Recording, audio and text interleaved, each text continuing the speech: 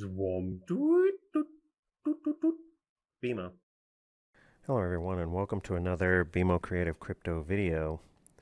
So this one is about the Amphitrite Moor, also known as the Big Grey Men of Scotland. They inhabit the summit of Ben Machdui and are said to be 10 to 15 feet in height and are a race of barbarian-looking giants by their description. Broad shoulders, long arms, which they wave and flail in the air with weapons, yelling at you if you trespass, and they use an old Gaelish tongue language.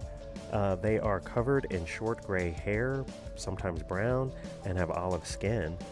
Most of the sightings I notice happen just below the skyline, near the locals call the Lairg Gru Pass. So that's where they're seen most of the time.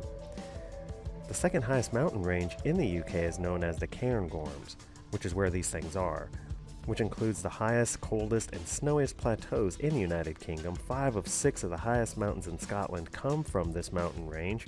Ben Machdui is over 1,300 meters, Breudrich 1296, Cairn Tool 1293, Sagor and Lochain Uain is 1258, and then the Cairngorm itself in general is 1,245 meters.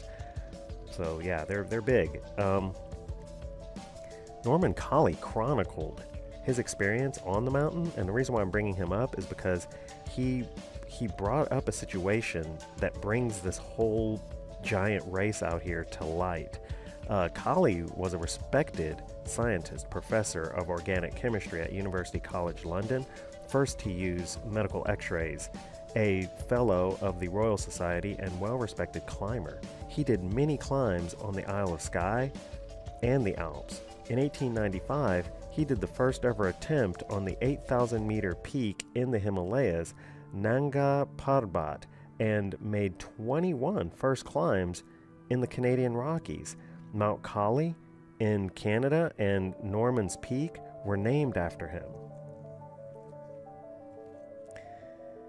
In late 1925, Professor Colley gave a speech to the 27th annual general meeting of the Cairngorm Club in Aberdeen about an experience he had while alone on the summit of Ben Machdui in the Cairngorms 34 years earlier in 1891. And he said, "I was returning from the cairn on the summit in a mist when I began to think I heard something else than merely the noise of my own footsteps. For every few steps I took, I heard a crunch, and then another crunch, as if someone was walking after me, but taking steps 3 or 4 times the length of my own.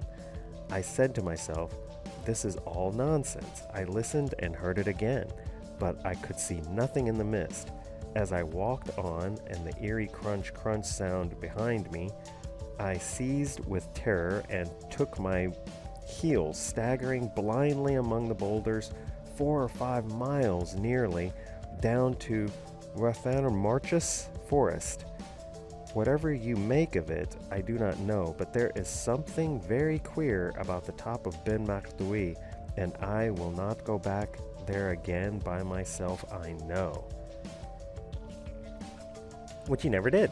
And while he was up there, he took this photograph of what he says was one of the Grey Men, one of the Amphitrite Moor, sitting up on top of a rocky outcropping there.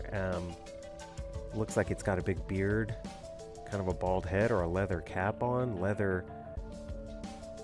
big baggy leather jacket of some kind, maybe, shoulders, pauldrons on the shoulders, maybe. Yeah, it's hard to tell. It could just be a rock formation. Anyway, Alistair Borthwick in 1939, he wrote a book about climbing in Scotland called Always a Little Further, which is a pretty good book, but he relates the accounts of 2 climbers he knew who had experienced something in the mountains. Both were followed and chased off the mountains by, quote, a large group of people. The people were large, is what they mean. Large people, not a large group, but large people. Anyway, then in 1943, Alexander Twinian claimed he wounded one of them, which I very much doubt. and this was in Ben Makhdouи. According to the account, a gray shadowy figure trailed Twinyan's descent along the Quair Eshachan path. The creature stalked him, and Twinyan fired 3 shots before fleeing in the direction of Glenderry. So yeah, the kind of rifle he was probably using at that time was an MK4 Lee Enfield rifle. It uses 303 rounds. If he hit it, especially if he hit it 3 times, he would have a giant body. So I don't think he hit it. I think he just fired in the random direction of it and then just took off running. Yeah, he didn't hit anything. So is there a giant tribe of Scottish barbarians in the mountains? Science chalks it up to something called Brockenspectre or Brockenbow or Mountain Spectre. It's a trick of light, making a huge shadow facing an observer, a projection of a shadow cast onto a mountainside or mist or cloud bank at altitude that is magnified by the terrain. First identified by Johann Silberschlag in 1780 in the German Harz mountain range.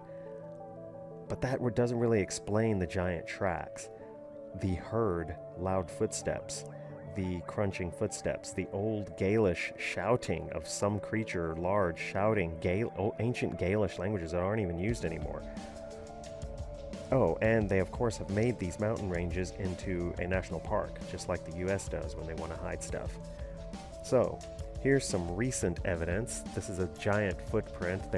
This was in a row of dozens of footprints going off until it went to a rocky area where it couldn't be tracked anymore, but they were roughly almost 2 feet long.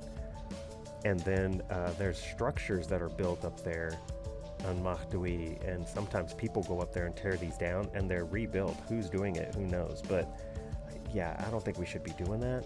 But anyway, we shouldn't be tearing stuff down, man. You don't know why it was built. Don't tear it down.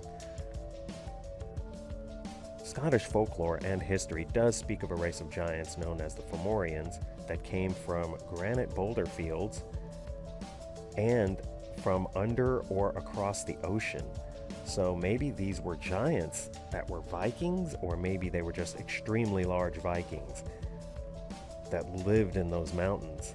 And in the National Museum of Scotland, there are giant bones and skulls, as well as Viking weapons that are large enough to be held two-handed, but the way that it's sculpted and shaped, you can tell it's obviously made as a single-handed weapon. So, there you go. Anyways, that's going to do it for this one. Please leave a like and subscribe to BMO Creative for more crypto videos. Thanks. Bye.